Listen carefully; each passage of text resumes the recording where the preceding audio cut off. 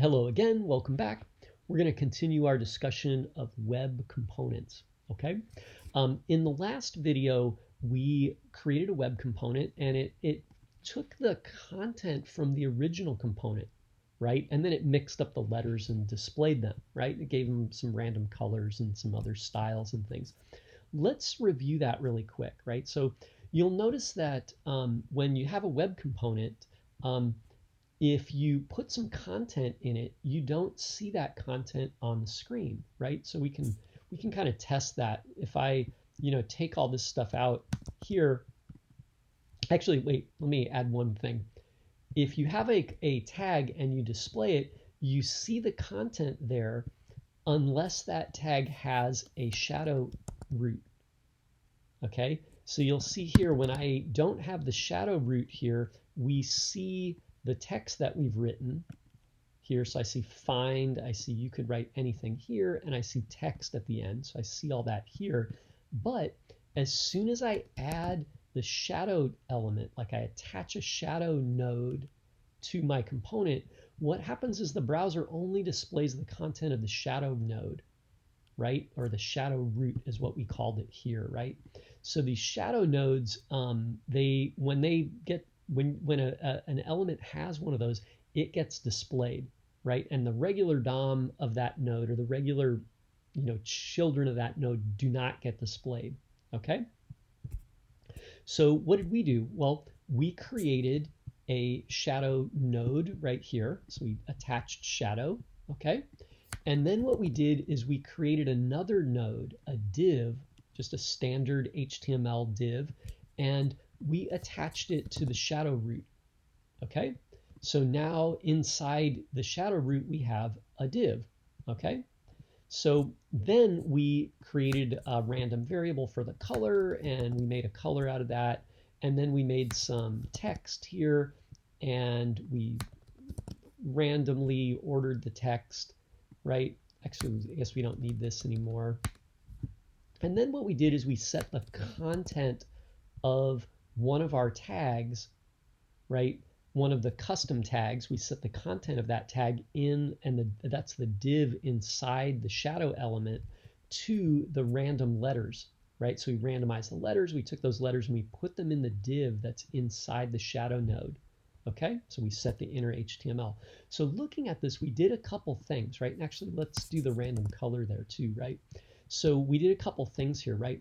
We controlled the content of our custom element, and we controlled the style of the custom element, okay, or the style of the content in there, okay? And we did that through the shadow node, okay? So what else can we do here? Let's talk about a new problem to solve. So sometimes you will create a web component or something similar, and you'll want to know when that component is added to the DOM and when it's removed from the DOM. Okay, so this is like a really important concept, and it's called a lifecycle method. And a lot of things use this. So if you're programming in iOS, all of their views and their classes use lifecycle methods. If you're programming with React, all React components have a lifecycle method. Everything has this, right? And the idea is that if you have an element and you want to display it, then it needs to configure itself and start doing whatever it's doing, right, when it gets displayed.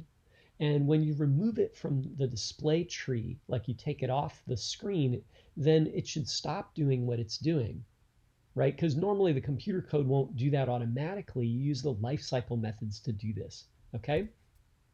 So lifecycle methods occur when an element is added to the DOM and when it's removed from the DOM, okay? Let's take a look here, and I have a little note here on our class material, right? Lifecycle methods, right? And I kind of wrote some examples in here. So let's imagine you have a web component called blink text, right? You would create a new custom element like this, blink text, and then you would have your constructor where you could set things up. And when that element gets added to the DOM, you could do something here in connected callback, okay? And if it was removed from the DOM, you could do something here in disconnected callback, Okay, so connected callback is when something is added to the DOM, or when a web component is added to the DOM, and disconnected callback is called when an element is removed from the DOM. Okay, so let's talk about like why you would want to do that, right? Let's imagine you used a timer in here to make the content of this tag blank, right? So it kind of flashed on and off, right? That would be a really annoying component, but you might want to do it. I don't know, right? So you wouldn't want it to be blinking when you couldn't see it, right? Imagine also that if you used a timer to do that, that timer takes up valuable computing resources. The computer has to calculate it, has to run the code in the timer, right? So if you had the timer running and your component wasn't on the screen, you're kind of wasting a computing resource, okay? If you added the item to the screen, like let's say you started the timer in the constructor, so you created the web component, you start the timer, and it's maybe in the DOM anyway, so that's okay. But if it was somehow removed from the DOM, the timer would still be running, right? Unless you stop it. So you could stop it here in disconnected callback, because if you removed it from the DOM and the timer code was still running, again, you'd be wasting a valuable resource, right? So let's try this, right? And so my challenge for you now is I have two of them, right? One of them is to make the tag blink. And there's actually a couple ways to do this. So I'm going to say make the tag blink. I'm doing this kind of as a joke because there used to be a tag called blink. It actually looked like this. So the blink tag, you can Google this, right? It just looks like this. And any text that you put inside the blink tag would flash, right? Okay, flashing text, right? And this tag was so annoying that they removed it. It doesn't exist anymore. You can look it up. It's deprecated, right? So you can't use it because people abuse this tag, right? Though it's kind of funny. Like, I don't know why they made it in the first place. I guess it was to call attention to something. But what my goal here is to bring the blink tag back, right? So that's challenge number one. Make the blink tag. Okay, so you make your own blink tag. Remember, your tag that you make has to have a hyphen in the name. So you'll have to call it like blink text or something like that, right? The second challenge I have is to make a ticker tape. Okay, so the ticker tape tag should do this, right? If you had some text, like you said, hello world, then the text should do the blink, or the ticker tape should do this. It should take the first letter off the end like this and move it to the end, right? So imagine on a timer, like once every, fraction of a second, like maybe half a second, it removes the letter off the beginning and puts it on the end. Kind of like on, on Wall Street, where they have the ticker tape, right? And then it would put the E here. And then on the next line, it would do this, right? It would get rid of the L and it would put the L on the end there, okay? And then it would keep going until, just actually, I guess it would just keep going forever, right? So something like that, right? So you should start here, ticker tape tag, maybe blink text tag would look like this, and the ticker tape would look like this,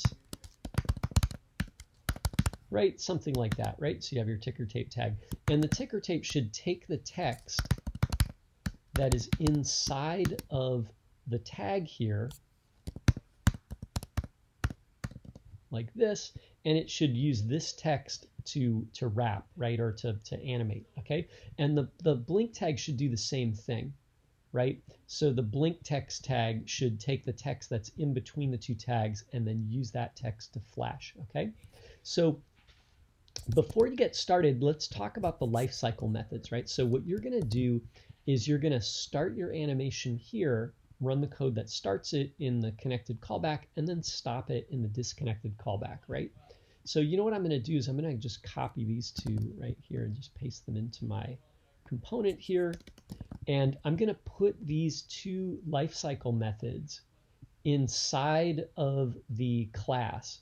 So they don't go inside the constructor. So my constructor begins here, right? And then it ends right here. So I'm going to say end constructor. And then inside here, I've got connected callback and disconnected callback. And then this ends the class. So this is like end for my component, right?